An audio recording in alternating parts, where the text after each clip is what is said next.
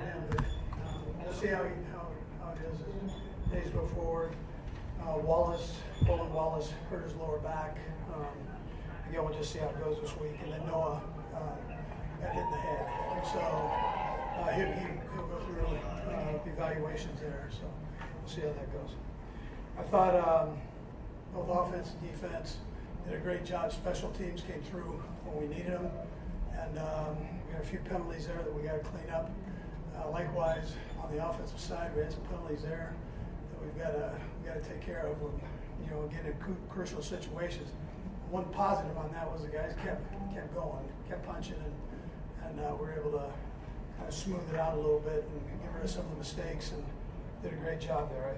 I thought Spags had a nice plan defensively against one of the best offenses in the National Football League, one of the top offenses, and then Nags had a phenomenal plan. Both of them did a great job calling the plays and knocking that out there. It was tremendous. So, and then individual efforts. I mean, Kareem was dusted off and got over 100 yards, which was incredible. I'm proud of him for that. Rice, over 100 yards, 41 yards. 2-point conversion was huge there. Kels had a big day with some big catches there. And then Pat was on fire for a 300-yard game. So Xavier, likewise, played his tail off out there. He had a little bit of a sore ankle, and he just battled through it. Did a nice job. And then defensively,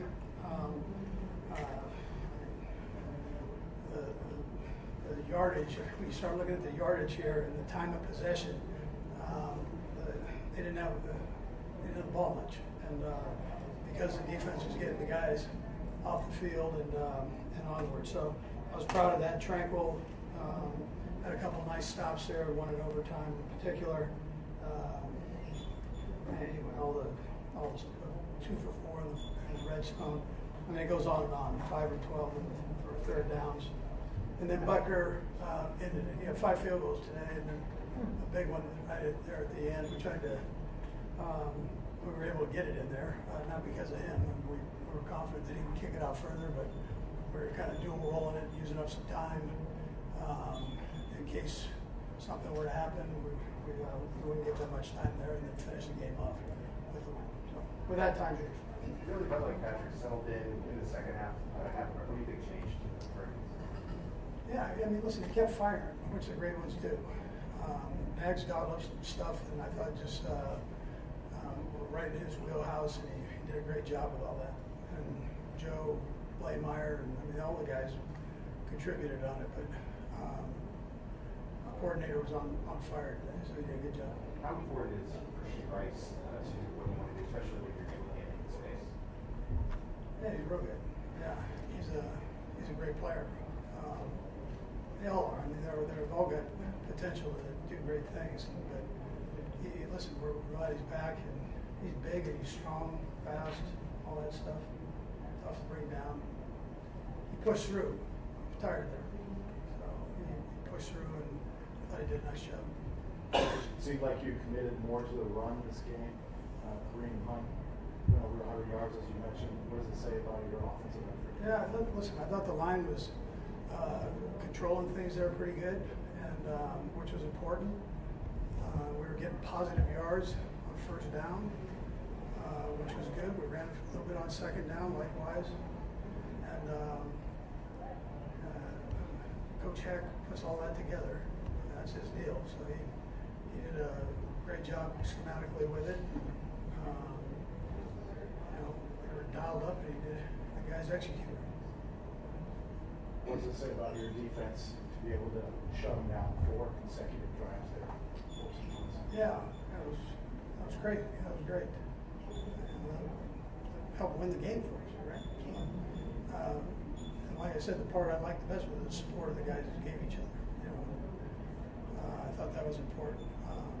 Nobody flinched on it. It wasn't hanging their head. None of that wasn't happening. They came out and they played.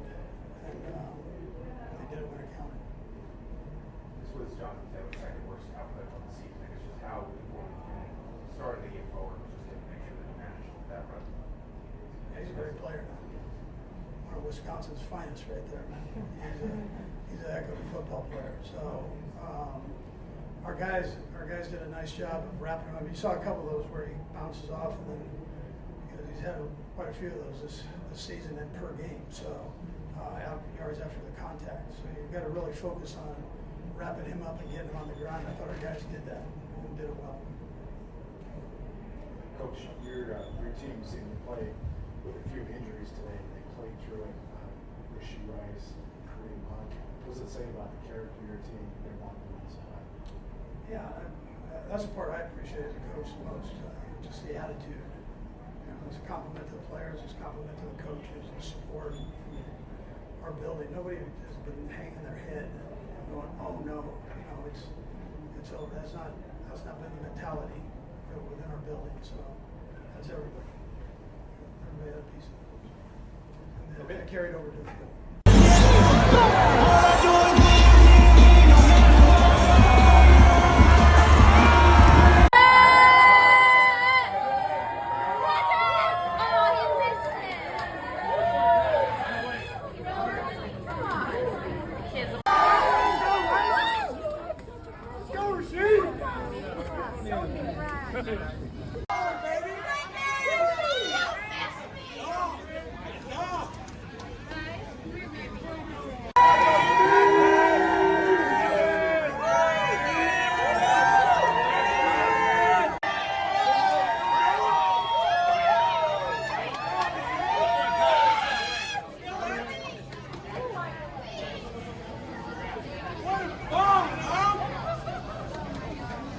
The Kansas City Chiefs overcame a 14-3 first-half deficit against the upstart Indianapolis Colts to force overtime at Arrowhead Stadium, where Patrick Mahomes engineered a game-winning drive to keep the team's playoff hopes alive after the Chiefs, 6-5, forced the Colts, 8-3, into a 3-and-out on the first series of the extra frame. Mahomes found receiver Rashee Rice for a 21-yard pass to set up an eventual game-winning field goal by Harrison Butker.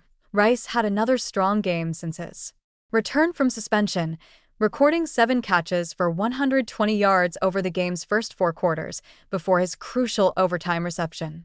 Most importantly, Rice caught a key 2-point conversion in the fourth to set up Butker's game-tying field goal. As part of Thursday's NFL's Thanksgiving extravaganza, the Chiefs will face the Cowboys in Dallas, where they played as the Texans before moving to Kansas City in 1962. The Colts, meanwhile, will host the current Houston Texans next Sunday in Indianapolis. Mahomes was picked off by Colts defensive end Laiata Latu and failed to throw a touchdown on Sunday, but nonetheless tossed for 352 yards on 29 of 46 passing while taking 4 sacks on the day. He also added another 30 yards on the ground to go with 104 rushing yards from Chiefs running back Kareem Hunt, who also added a touchdown in the win. Crucially, the Chiefs' defense held Indianapolis running back Jonathan Taylor to just 58 yards on 16 carries.